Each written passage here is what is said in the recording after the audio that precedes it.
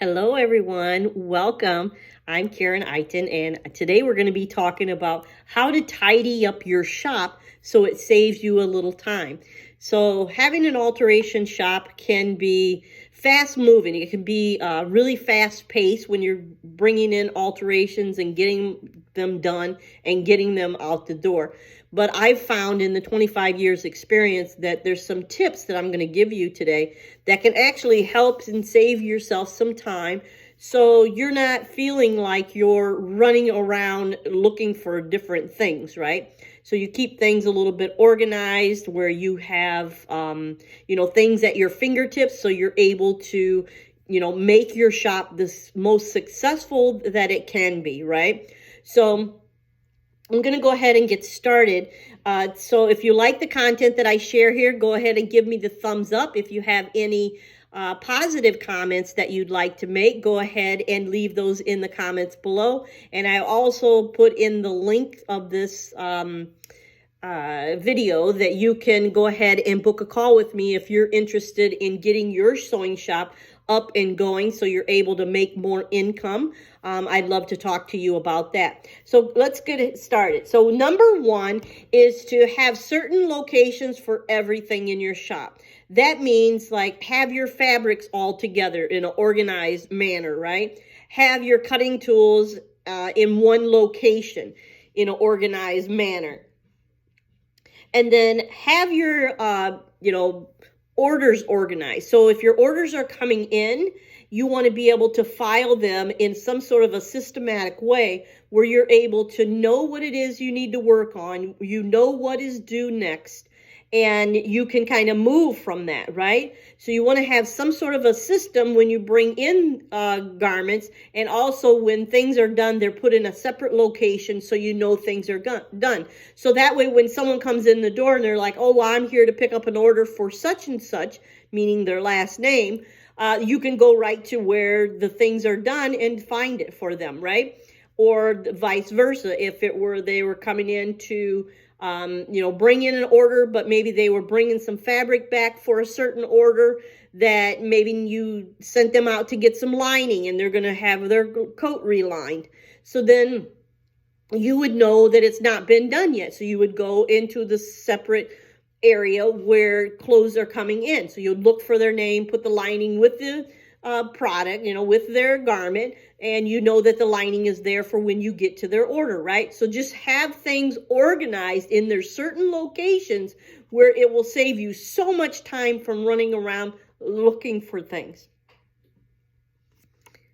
I hope you guys are having an amazing day.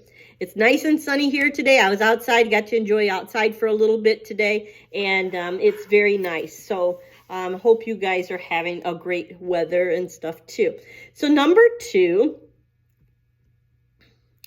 is one thing that I found that's very helpful to me. Before, when I had my other alteration shops, I used to have one main garbage can that was actually for, like by the cutting area, right? And we all use this one garbage can. But now have multiple garbage cans. So I have a garbage can by almost every machine. And then I have a larger garbage can that fits underneath my cutting table that I can pull out when I need to and use that one. But I have garbage can behind my cash wrap. I have a garbage can that's over close to my ironing area, right? My pressing area. So it makes things a little bit, more organized, and it makes it so you can work at a faster pace and you can get rid of the extra scraps, right? And thread and things like that.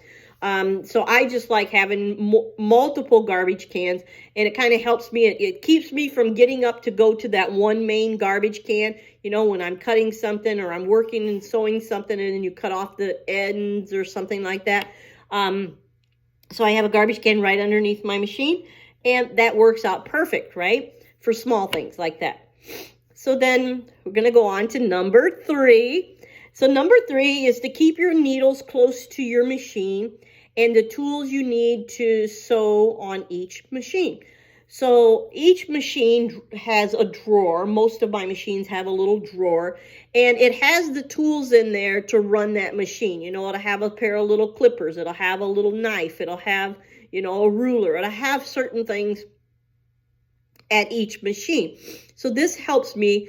So when I sit down at that machine, I don't have to go and fetch all of that stuff and bring it to the machine, right?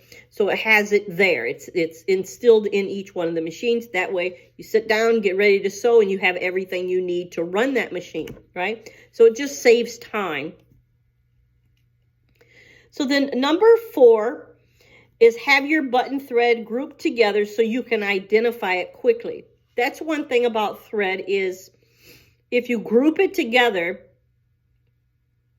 it becomes so it's handier, right? You know exactly where the button thread is located. You can go and grab it. And it's, excuse me, it's not grouped together with your regular thread, right?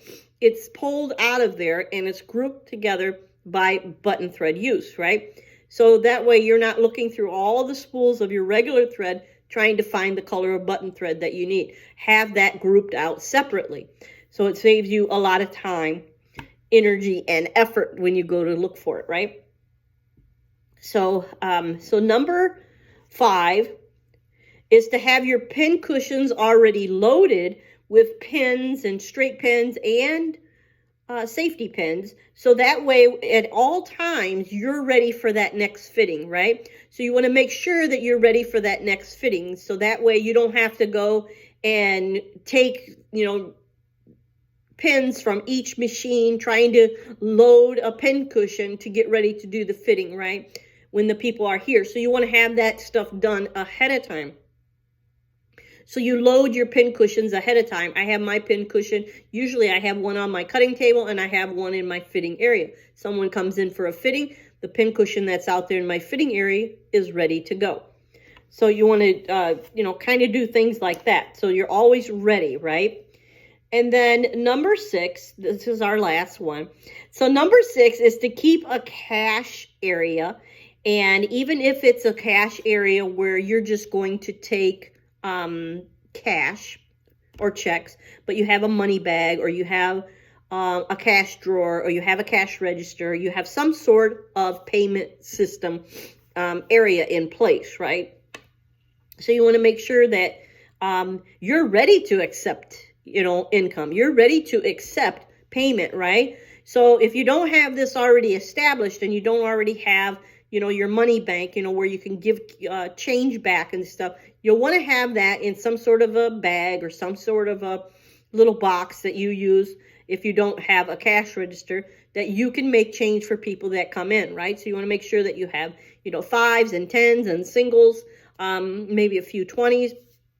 So you're able to count cash back to them, you know, and you want to make sure that you're set up for that. Because if you're sitting there and not getting any sales and you're like, well, I really want to get my, you know, income coming in and this and that and the other thing, and it's not happening for you, it could all be because you're not ready for it, right? You're not ready to start taking payment. You're not ready for, you know, to start taking in other people's money, right? You're starting to, you know, you have to get ready for it, right? You have to act like it's already going to happen for you. You can't sit back and say, you know, I don't have the income coming in, but you are, and you're still just dragging your feet on getting ready for the income to come in, right? So get ready for it. So I hope these tips helped you. If you like what I shared here today, go ahead and give me the like and comment below, and go ahead and subscribe to this channel if it, you know, if you feel called to, and it really helps to inspire you.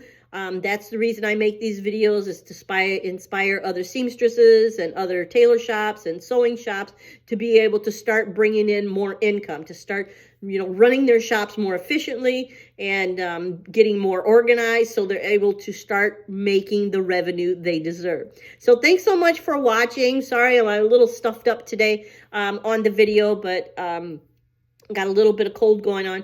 So anyway, go ahead and like the video, hit the bell icon, and subscribe to this channel. I'd love to have you around. I'd love to start a conversation with you. So if anyone's out there looking to grow their sewing shop, please reach out to me. I'll put the link in the descriptions below. I'll also put the link to my description for my tailoring book that I wrote in 2019. And it's an awesome book to get started. It maps out all the different tasks in a tailor shop, so you're able to, skip all the reading and just go straight to how to do the task. And it explains in detail how to do the task, so you're able to start making income right away. That's what's nice about my book. So a lot of other books that I've read, they do not give you the exact how to do something in that simple of a form to be able to comprehend it and to do it. So it's easy for other people to read that book, pick that book up, and to be able to read it and start making the income they deserve. So thanks so much for watching. I look forward to talking to you all in the next video. Have a great day, everyone. Bye-bye now.